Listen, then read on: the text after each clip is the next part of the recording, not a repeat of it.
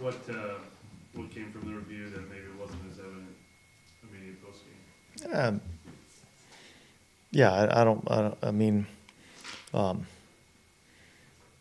I don't know that anything really kind of stood out to me. I think, when you really look at that game, and that's why it is a team game. We didn't get off to a great start, defensively, but yet they went down and scored a couple of touchdowns. Our offense was able to come right back and answer back. I thought that was big in the game. Thought we struggled a little bit in the second half offensively to find some consistency, and yet, defensively we played better. So, it was good to see that each side of the ball, although it wasn't exactly what we wanted it to look like, each side of the ball was able to kind of pick the other side up when they needed it. So the report earlier about Isaiah Foskey's injury, only being not a serious injury, but out for a little bit of time. What can you say about sort of his progress and the momentum that you've seen from him here recently? Yeah, look, I think he's continuing to improve. There's some good things that we see from him, and yet there's some things that he's got to continue to work on and continue to get better at. We'll see exactly what kind of time frame we're looking at. I don't think it's anything of any real significance, but the report actually came back fairly good on him. Yeah, you guys are always obviously appreciative of forcing turnovers, but is there anything you can see, specific that's leading to the 18 now? Well, look, I think we've probably done a better job of putting an emphasis on it. Last week we started off the defensive meetings last week showing, just how the ball, how takeaways are created, in our league, and so there was certainly a bigger emphasis of that, and I think you saw some of that during the game. Guys searching out opportunities to take the ball away, and then look, I think, part of it is I think guys have made, the plays that they have an opportunity to make. I know last year we didn't have a lot of interceptions, but there was, probably a dozen or so that we had opportunities to make plays, and we didn't make them. But I think guys are making the plays this year. What goes into the decision with a young kicker like Blake Grupe, if you want to bring in guys for tryouts, light a fire under him, have a backup plan, not shake his confidence? Look, listen, this grown man's league, and so we're not worried about anybody's feelings right now, Look, Blake's got a job to do. He's got to kick it through the post, and he understands that. And look, it's the whole operation. There's a lot of things that go into it. A lot of times everybody just looks at the field goal kicker and did he make it or not. There's a lot of things that go into that. You got a snap, you got a hold, you got a protection. So a lot of different things go into that. So, and I've seen some really good kickers in our league that have had some inconsistencies as a rookie, and teams move on from them and they go to different spots and have great careers. So, look, we have confidence in Blake, but yet look. I think you have to evaluate those things. You have to pay attention to it. I probably should have asked this first. Are you bringing in any other kickers for a look at? That's not our plan as of right now, but typically we'll discuss all those things this afternoon. Dennis, you said a couple of times mostly in regards to Taysom, it's a long season, you want to make sure you don't overuse them. Is Alvin snaps, they've trended downward the last 2 weeks, is that kind of a plan since Jamal came back? Yeah, look, I think in a perfect world scenario, those snaps are getting, evened out a little bit. And yeah, it is a 17-game season, and you want to keep guys healthy throughout the year. And we have other good players in the backfield. And so, Obviously, Alvin's still a huge part of what we do offensively, and is going to be a major factor. But I think, with a lot of these positions, the ability to kind of have a little bit of a, rotation where guys can kind of spell other guys, I think is important. I thought Jamal Williams blocked his tail off in the game. I think I don't know if y'all paid attention to that, but it was pretty cool. Speaking of blocking, best pass protection game that the offensive line has had, is this the most confident you've been in the starting five with James Hurst back as well? Yeah, and I would say I still think it can be better. No sacks in the game. There's a handful of plays where I feel like there's some opportunities down the field that we get. The ball has to come out a little bit quicker than we would like for it to. So I think that's still an area that needs to improve. I think our ability from a run blocking perspective, getting movement on the line of scrimmage, getting up to second levels. I mean, I can go on and on about things that we've got to, improve at and get better at. But there has been, from where we started the season to where we are now, I've seen that group getting better. Jimmy Jamal, I don't think Alvin got in on the first possession for any of the snaps. Was that because you wanted to establish the blocking early? Yeah, look, I just think there's different things that go into different game plans. I wouldn't read too much into it. I think that just, there's times where you have certain ball plays that you want certain guys in to do certain things. So, I wouldn't pay too much attention to that.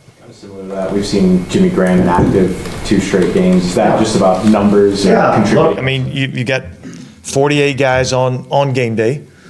There's only one ball offensively, so, and you have, certain number of guys on defense, certain number of guys on offense. You have a certain number of guys that have to be able to help you in the kicking game. And so I just think that's part of the numbers game that we're dealing with. How is he taking that?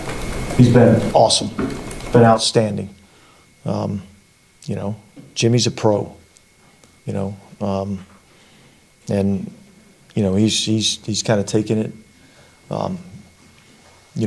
exactly like you would think. He's being a pro about it, going about doing his job, and he'll be ready when he's called upon. So, yeah.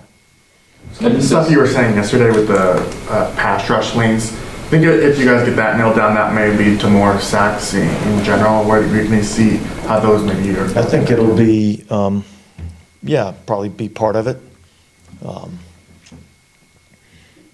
I mean, we've got to look. I think our ability to get after the passer has to be better. We can't let quarterbacks run the ball on us, and yet we have to be able to get pressure on them, get them off the spot, things like that. So if we create some one-on-ones, we expect our guys to win some one-on-one matchups. So there's a lot of things that we have to improve in that area. Backing off of letting quarterbacks run those +1 runs, how much has lane integrity been an issue when it comes to letting the quarterback get free for those runs? It's been a problem, and we have to be better at it. Did you feel like that was something that was executed better in the second half than in the first half? Correct. But Still needs to be better. Look, I mean, we're going to play 65 plays in a game, right? And probably, half to 2/3 are going to be passing plays, and probably, I would say drop back passes in a game, 25 to 30, right? And then you throw a few play actions and some boots and things like that. So you're going to have about 25 to 30 plays in the game that, you got to be able to rush the passer with some lane integrity. And I don't care whether it's the first half or the second half. We've got to do a better job, with our lane integrity and keeping quarterbacks in the pocket and still being able to, get pressure on them and make them have to spit the ball. That being said, did you get a chance to catch up on what happened in Minnesota's game yesterday and the way Josh Jobs came and cut off the street and started scrambling? Yeah, no, I hadn't seen it yet, but I know he had several scrambles, in the game. So that'll certainly be something that we'll have to take into account as we, put a plan together. Dennis, is part of that at all related to just like some of the man coverage you play and guys having their backs? Yeah, probably some of it. Yeah, probably some of it. And look, there's give and take. Obviously with that style, if you do have your back turned, or we're matching routes, it makes it harder when the quarterback does, get out of the pocket. So, yeah, there's obviously a balance to that. You can start adding 5th and 6th rushers. That's something that could be done. But ultimately, the ultimate goal really at the end of the day, and there's a lot of things that we have to be better at, but the ultimate goal defensively is when the only reason why you take the field is get the ball back for the offense. All right, we had 5 takeaways in the game, and points allowed, and there were 17 in the game. So that's a good thing, knowing that we can make a ton of corrections, and I see a lot of things that I want to see better. But it's certainly, a lot easier to, coach those things coming off a 5 takeaway, 17-point game. What do you think has been some of the reason behind the red zone numbers kind of starting to climb up a little bit? In terms of offensively, Red zone numbers? execution. Yeah, I think we've executed better down there. I think we've run the ball more effectively down there. I think most of the it's been my experience that if you're able to run the ball effectively down there in the red area, those teams have typically had more success being able to score touchdowns. And I think we've run the ball better down there, and I think we've executed better in the passing game. How much has Andrus Pete's move to left tackle impacted the run game, but particularly? Yeah, look, I think it's been good. I think he's performed well. Yeah, so I think that move with him at left tackle, I think's been a good move for us. What did you choose to keep him out there instead of shifting James back out?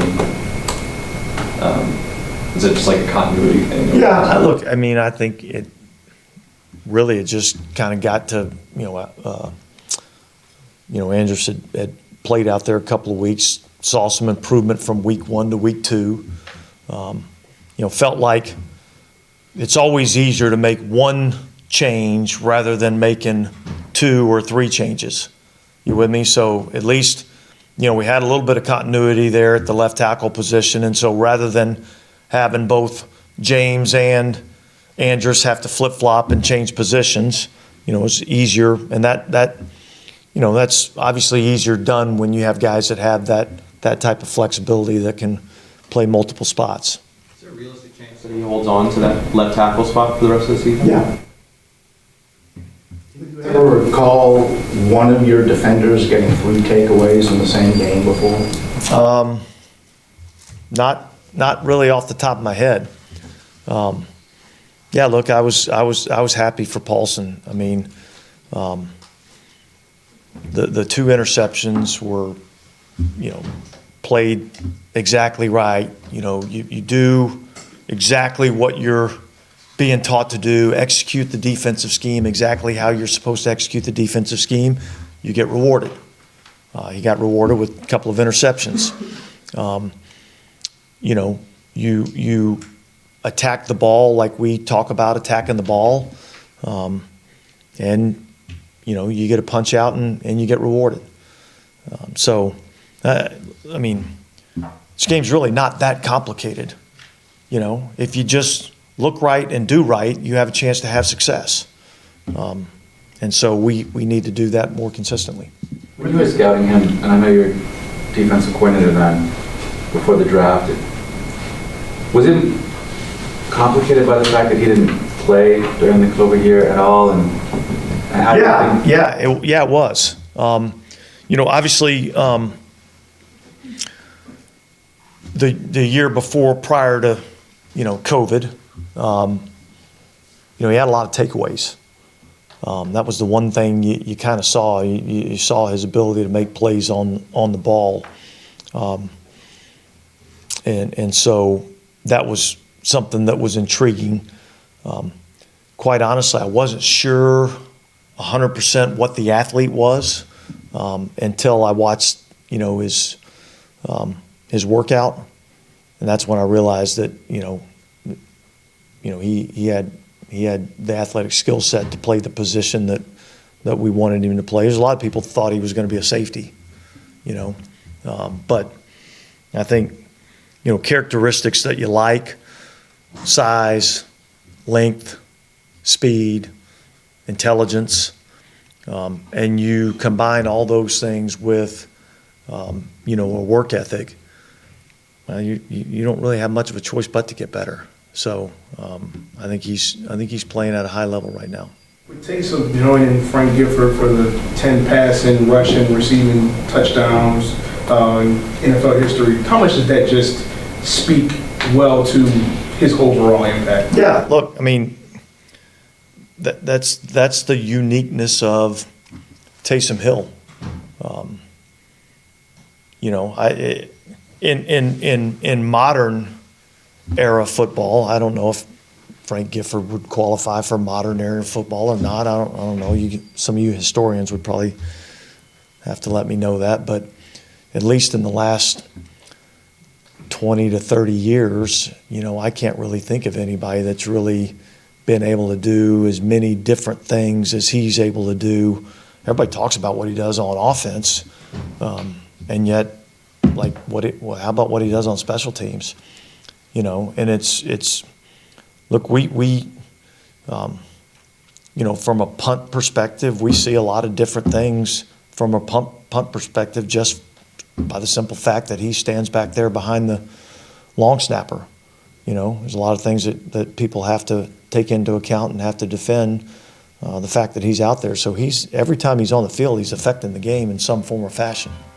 Do you find it remarkable at all with him that he might have been drafted higher if he hadn't had so many injuries in college, and yet he's thrived at a role in the NFL, at a time when rules have changed to protect quarterbacks. He's thrived in roles that put him more in harm's way.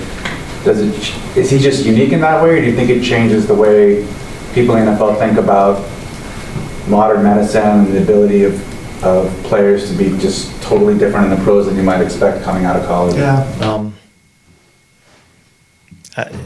Listen, he's unique. There's not a lot of guys that are, built to do the things that he's able to do. I mean, there's just not. There's been, a lot of guys that are, fast and athletic, but to have the combination of, size, speed, athleticism, power, it's unique. With your pass rush, how much is interior pressure kind of important to what you guys like to do? Would you like? I would say it's important, in all aspects of football.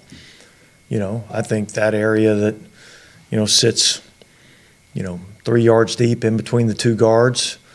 I'd say whoever owns that real estate generally, wins in the passing game. So I think it's important really on both sides of the ball. How do you feel that area is then? Not good enough. Could you give a kind of a half season view of what's transpired so far? We're kind of just past halfway now. I mean, Yeah. I mean, I think we've done a lot of really good things. I think there's a lot of things that we have to improve on. And ultimately we're sitting here, in control of it, of all of it. So we got another game coming up against Minnesota that's going to be, a big game, and we need to make sure we're focused on doing everything we can to go win that one. Was there any particular element on the 4th and 1 QB sneak with Derek Carr that didn't maybe go the way that it wasn't executed? Yeah, a well? couple things. Number one, I'm not 100% sure why the officials kind of held over the ball a little bit. I was a little confused about that. And then, I mean, it's a half a yard. You know what I mean? Like, we got to knock them off the freaking line of scrimmage, and we got to be able to get a half a yard on a quarterback sneak.